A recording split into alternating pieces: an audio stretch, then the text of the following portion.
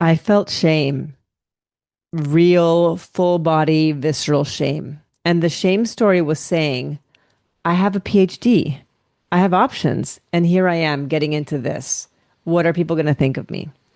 And if you've ever felt that, if you've ever heard pyramid scheme when referring to network marketing and you felt your stomach drop, this episode is for you.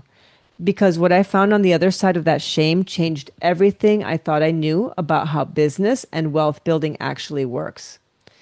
Before I get into the juicy stuff, I want to share a little bit about how I ended up joining a financial services brokerage with a network marketing business model. I like to call this a collective matriarchal business model because I also want to bust myths about solopreneurship and about the idea that more education equals more money.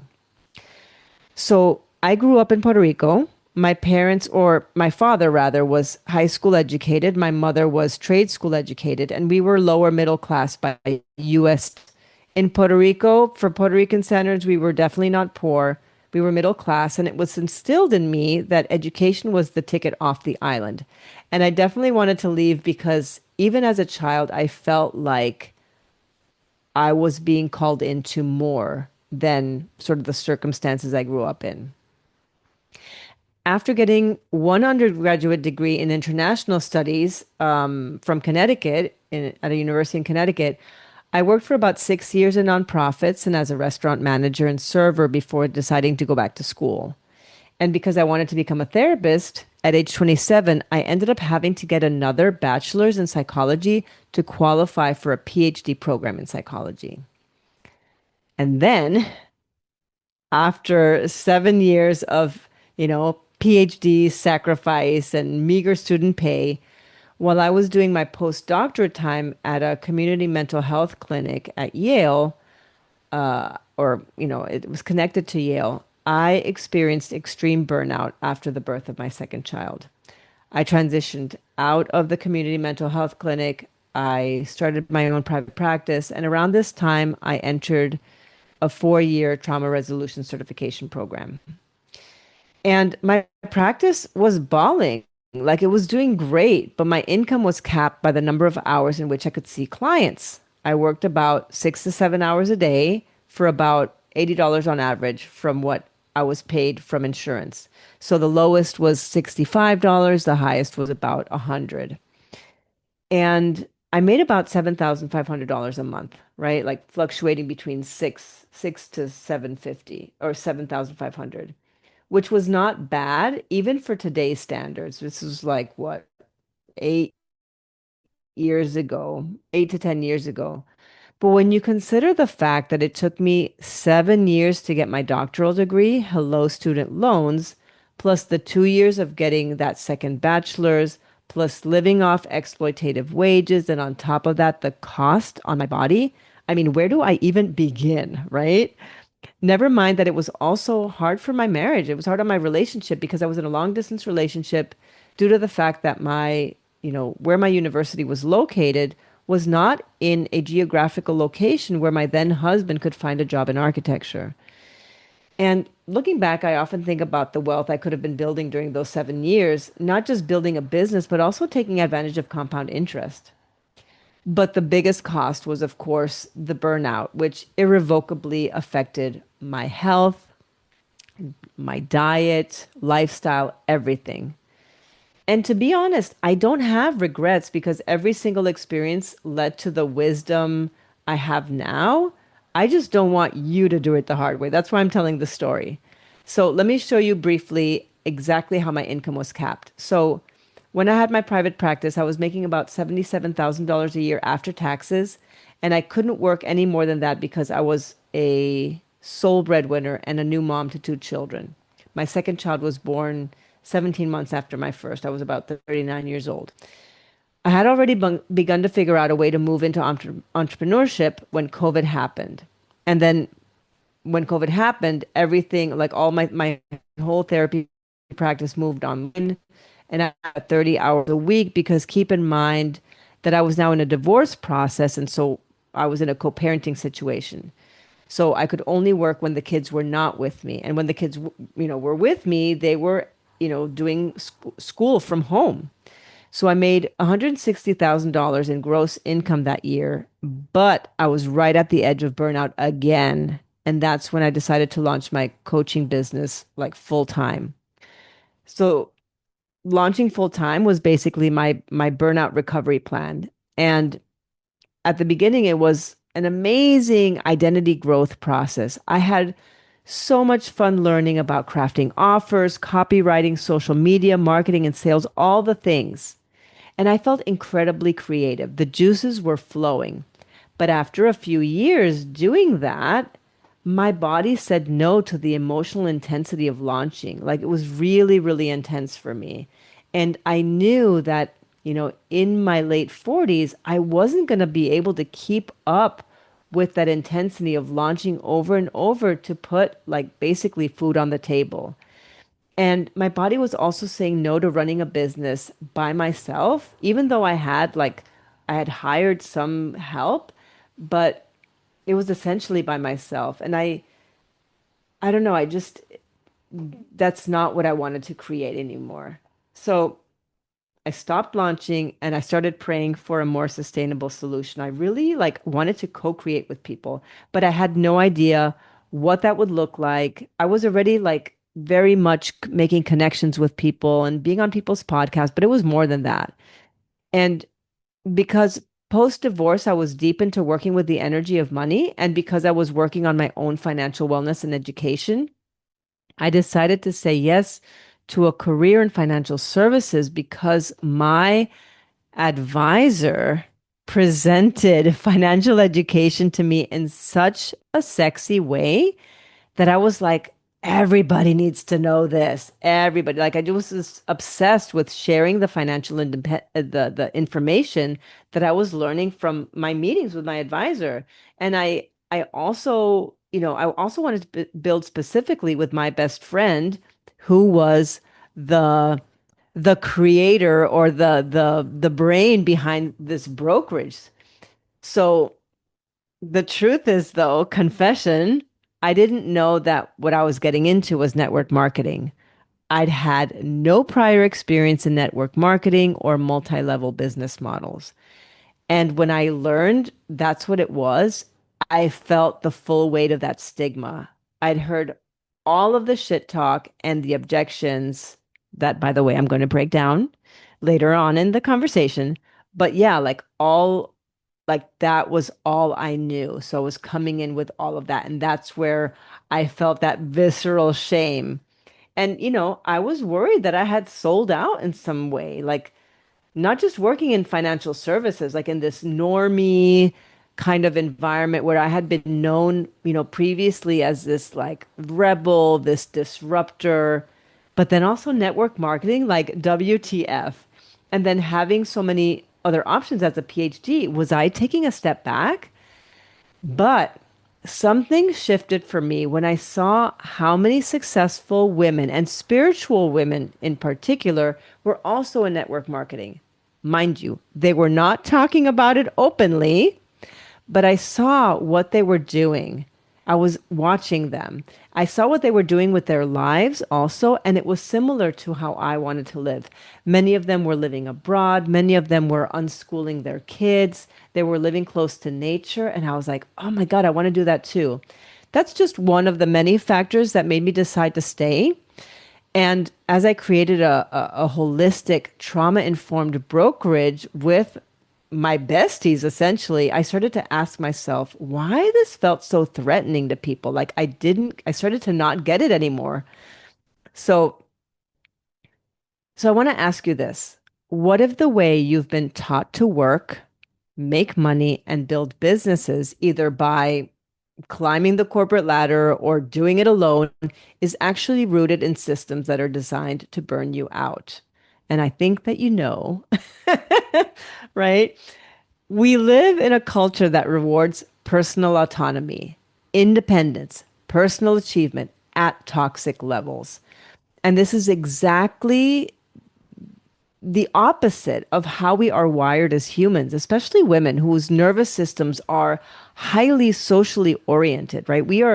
Humans are we're pack animals, right?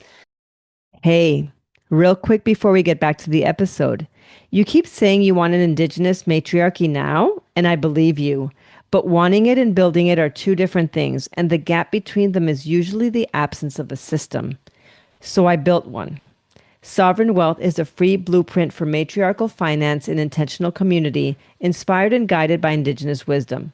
We're talking financial councils, rotating saving circles, barter economies, land based abundance, seasonal money ceremonies, and intergenerational wealth transfer, all of it organized into actual steps you can start taking right now. This isn't new, this is a remembering. Our ancestors built wealth without banks, without Wall Street, without any of their systems, and we can do it again with a modern twist. It costs nothing because the return to what's sacred doesn't belong behind a paywall. Download Sovereign Wealth using the link in the show notes. And if you're ready to take that fire into your business, I have something for you there too. Rooted to Rise is a step by step guide to organizing your business finances so your soul led work becomes a matriarchal money machine. 10 steps, nervous system check ins built in, a foundation for six-figure scalability that doesn't require you to abandon your body to get there.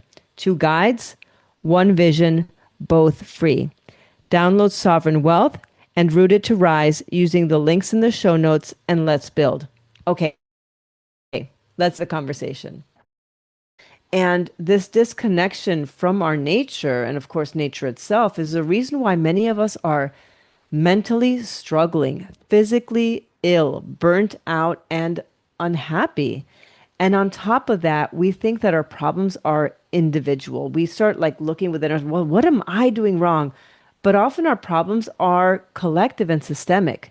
So wouldn't it make sense that the systems that disempower us, that tell us to do one thing that is really unhealthy for us, they would trash talk and make the alternatives to what they're presenting to us as normal sound like a scam. Because in my opinion, the real scam is working a job for 40 years, right? Having someone else decide what your time and life force is worth while extracting the most vital years of your life, building someone else's dream.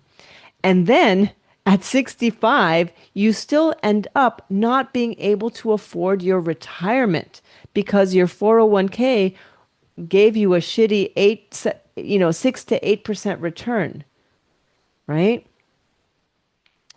And so one thing multi-level network marketing gets called a lot is a pyramid scheme. And so I want to get clear on what that is. A pyramid scheme is a fraudulent business model, which network marketing is not, that makes money primarily by recruiting new participants, and each new level pays money up the chain to the earlier participants. And so what happens at the end or whatever, whenever there's enough people, the person at the top gets all the money, right? And the ones at the bottom get shafted. For me, that sounds a lot like a 9 to 5, because when we look at large publicly traded US companies where the CEO to median worker pay ratio is usually around 200 to 1 to 350 to 1. So that means if the median worker earns $50,000 a year, the CEO might earn 10 to 17 million per year. And that is the pyramid scheme we were taught to aspire to. That is the pyramid scheme that is normal in our brains. But in our model, and I mean now network marketing, we are fully transparent about what each person makes. And each person started in the same place, right? They started at, that first level of promotion or level, right? Promotion level. But more importantly, in our model, your mentors are actively invested in helping you replicate their results, because when you grow, they grow as well. When is the last time your CEO was invested in you like that? But okay, right? Maybe you're not in a 9 to 5, right? Most of the people listening to this podcast are entrepreneurs. Maybe you went the other direction. Maybe you're a solopreneur. Let's talk about the girl boss trap. So the girl boss grind or the girl boss trap is just rugged individualism with better branding. There's conditioning, like our culture conditions you to believe that isolation, right, and doing it alone equals strength, right? That not needing anyone is a superpower. And at a certain point in my journey as a solopreneur, I found myself working over 40 hours a week in the name of freedom. And in that moment, I was like, what the fuck is this? This is not working. Like, I came into this wanting to work fewer than 40 hours a week, right? And personally, like, even at that time, even more now, I knew too many solopreneurs who were carrying stress, tons of pressure, and financial urgency because the market was fluctuating. And they were burnt out, they burned down their businesses, et cetera, et cetera. And in order for them to feel supported, you had to pay for support, right? You had to pay for an OBM and somebody to do your social media marketing, somebody to do your back end system, somebody to, I don't know, do your scheduling, or you hire a business coach, like all the things, or like a website designer. So if the corporate ladder is the real pyramid scheme and going solo is isolating and burning you out, what is the third option? Like, what's the deal? So, let me actually define what network marketing is, because this is for me like kind of the sweet spot. Because most people are working from what they've been told, and sadly, what they've experienced, because not all network marketing businesses are run in the same way. So, network marketing is a business model where you earn income in two ways. You earn it from the products or services you sell directly and from building a team of people who do the same, right? And then you earn residual income from the folks who are selling the products. There's no middleman, there's no corporate office taking the lion's share. The revenue moves through the network, which means the people doing the work are the people building the wealth. It's also called multi-level marketing because there are multiple levels of earning, but unlike a traditional hierarchy, those levels are open to everyone. You don't get promoted based on someone else's decision of what you are worth. You decide and build your own level, right? Like what you put in is what you get out. You decide how deep and how wide your network or your team grows.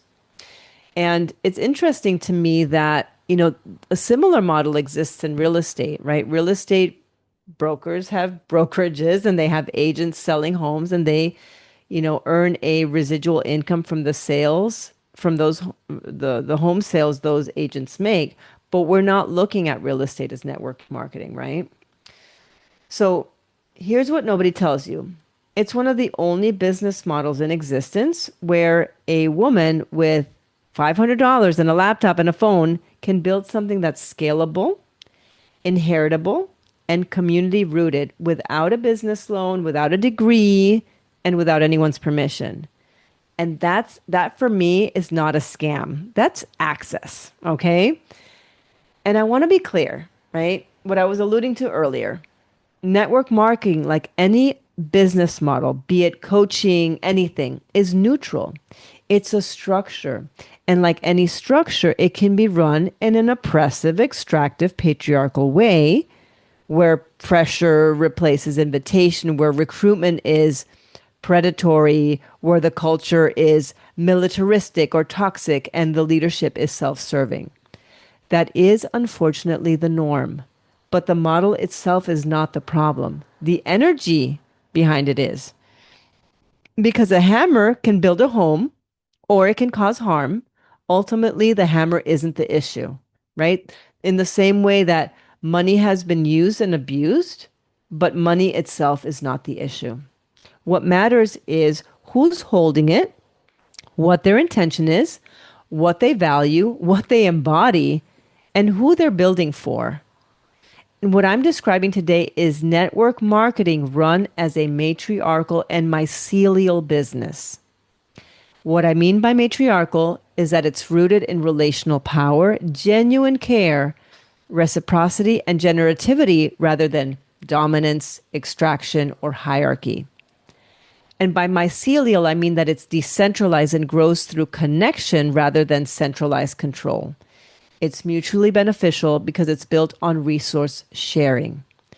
And instead of being transactional, we focus on building through trust, intimate connections, conversations, and the metrics are both individual and team based, right? When you get your promotion, it's usually because of multiple people rooting for you, carrying the flag for you, right? And at the foundation of our model is the concept of duplication, which means we leverage our knowledge and experience to help other people obtain whatever goals they're wanting to achieve, whether it's like specific promotion or building a brokerage, right? Building a specific type of brokerage. We enjoy residual and leverage income, aka what people know as passive. What isn't really passive because we invest in our agents. We give them all the tools and all the knowledge that they could possibly want, right, for them to be successful. And the residual and leveraged income piece makes our model incredibly sustainable. Plus, we can tend to future generations by being able to sell our business or pass it on to our children as an inheritance, right? They can inherit our agent code, let's say, and that's intergenerational wealth. So in this model, like running it in a matriarchal and mycelial way, intuition and relational leadership are not soft skills. They're basically the foundation of how it's run. And even though our model is technically hierarchical, we actually operate it in a more decentralized fashion by sharing information, tools, energy, resources, all the things. And, I've seen it happen like when someone is sick and needs to step away, other people can step in and take over so that, clients or nothing else falls through the cracks. And like mycelium, one single contact, right? One single, let's call it a lead, right? In the language of business, which like I don't like to think of people as leads, but one single contact can connect you to a vast network of opportunity, right? Like one single person is like a node in a network. So in this next section, I want to get into some of the fears and objectives because I've heard every single one of these thoughts. I've had every one of these thoughts, and I want to show you exactly where they come from and provide you with like a reframe.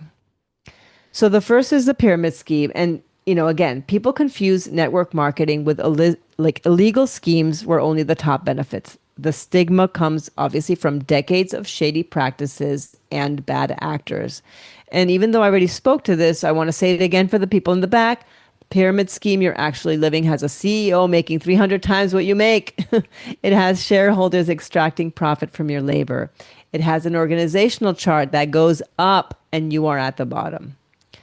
Our model is transparent, duplicatable, and your mentors are invested in you winning because it helps them when you do. That's not a pyramid. That's community, right? All right. The second thing I hear a lot is most people don't make money. And the stats often show that many folks quit early or earn a little. And this creates skepticism that success is unrealistic for the average person. The truth is, the uncomfortable truth is that most people don't make money in traditional businesses either. 65% of small businesses fail within 10 years. Most employees never get the raise they were promised. Most solopreneurs burn out before they scale, right? That was the case for me back then. Any business is going to take a few years to build, but because network marketing is often presented as a get rich quick strategy, people have unrealistic expectations of what is required to build and how long it takes to build. The question was never, is success guaranteed? It never is anywhere. The question is, what kind of support structure do you have while you build? Because in this model, you are not building alone.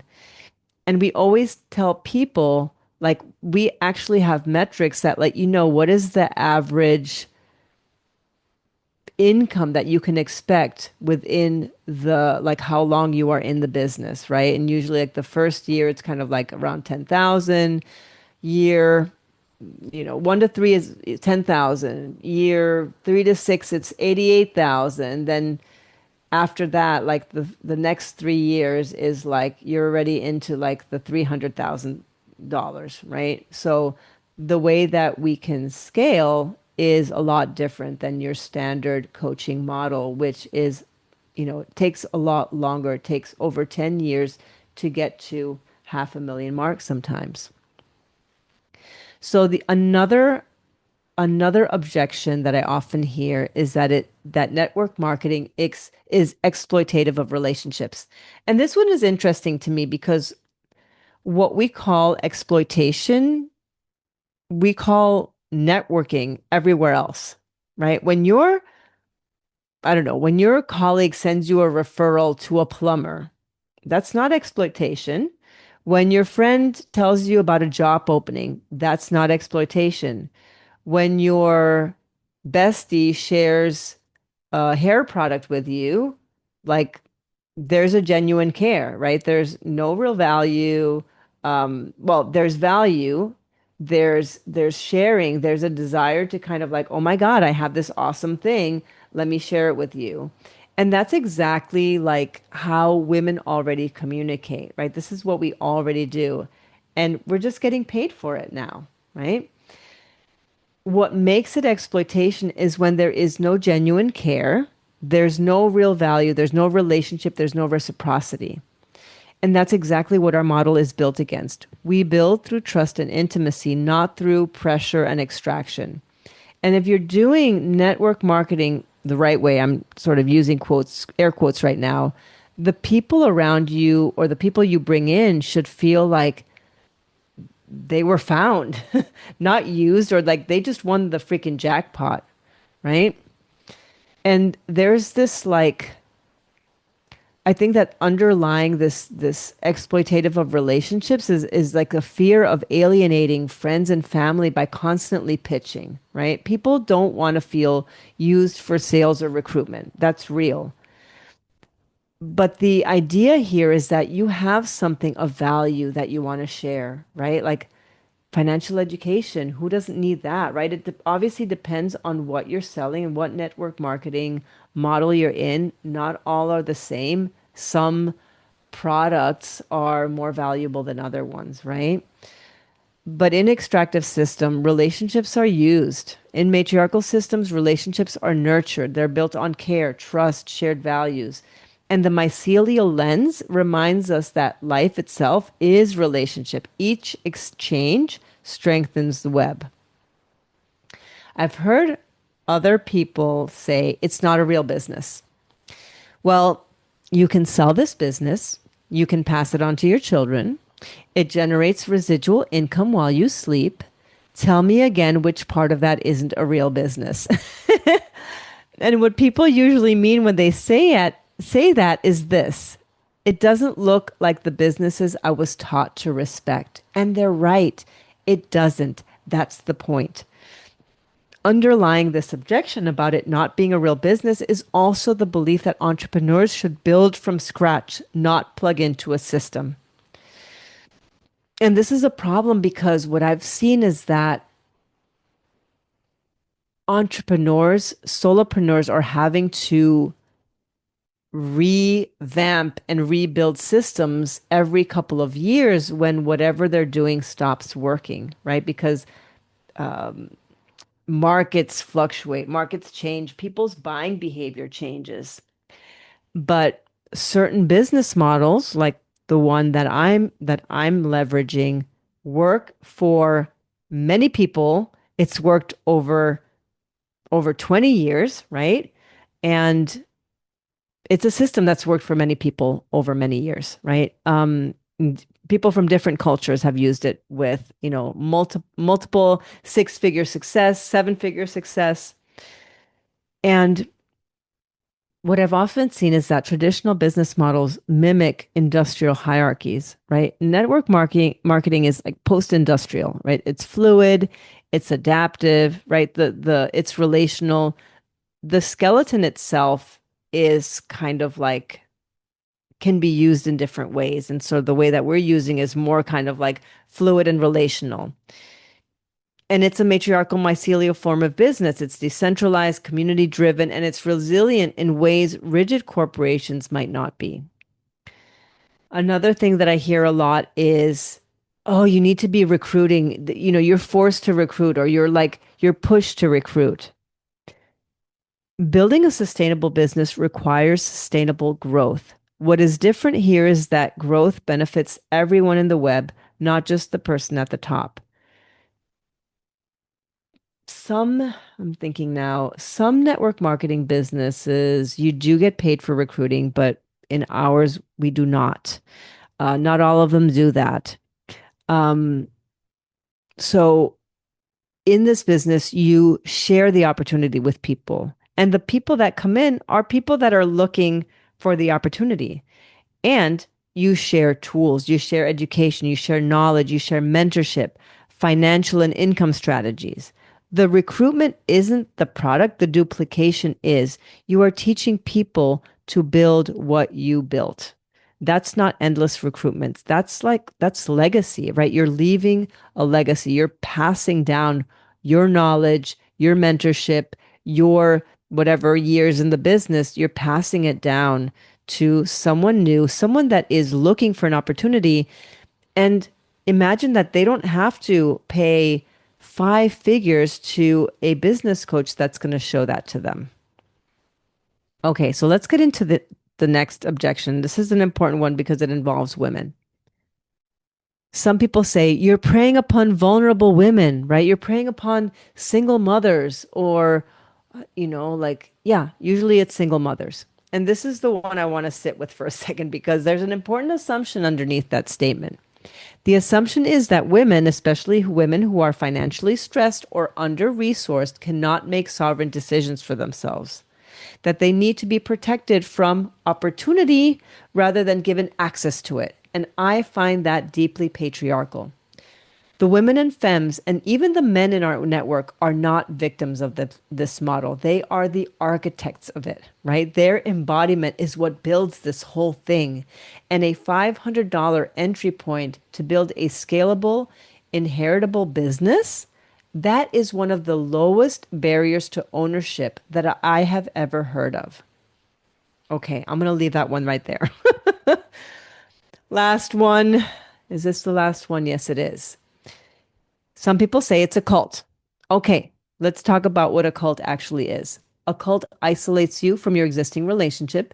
It demands unquestioning loyalty to a single leader. It punishes dissent. It keeps you dependent and disempowered. Now, does that sound like what I'm describing, or does that sound like the fascist system we live in? Okay, so I'm not saying, whatever. I'm also feeling like some of that sounds like corporations that control your schedule, monitor your behavior, your comings and goings, requires you to perform loyalty to your boss and fires you the moment you're no longer useful. I'm not saying that every workplace is a cult. I'm saying to look carefully at where you're pointing that word. Community, shared values, and genuine belonging are not cult behavior. They're what humans are actually wired for, what people are looking for. And people say that it's a cult because they're worried about being pressured to conform or stay invested despite having poor results. But this is where sovereignty comes in. This is where like your own judgment, you trusting your own judgment is really important. You are in charge of your own financial wellness and you have to make decisions based on your financial realities. The beauty of network marketing and what I see a lot of people do is that it's something that you can do as a side hustle until it grows big enough to where it is generating enough results, that it is kind of like, okay, this is working, right? So you can stay invested at that time. So you can stay invested until it generates enough results that you can leave your 9 to 5, for example, right? So every single one of these objections makes complete sense.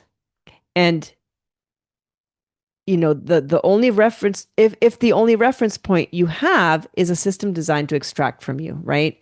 So these fears are not irrational, they are rational responses to real harm. And I just want to ask you to ask yourself, who benefits from you staying afraid of this?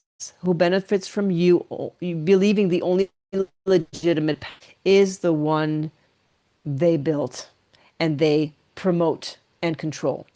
So the system talks trash about alternatives because alternatives are a threat. That's it. And here's the irony. Every fear people bring to network marketing comes directly from their experience with patriarchal systems.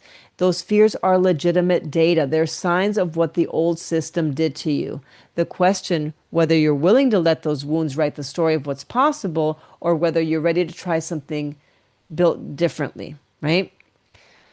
The future, as I say, isn't feminine. It's nature based, it's relational, and network marketing done correctly, done with values, done in community, done with integrity is the business model of the present and future. So to recap, low barrier to entry, $500 to $600 to go through the licensing process, right?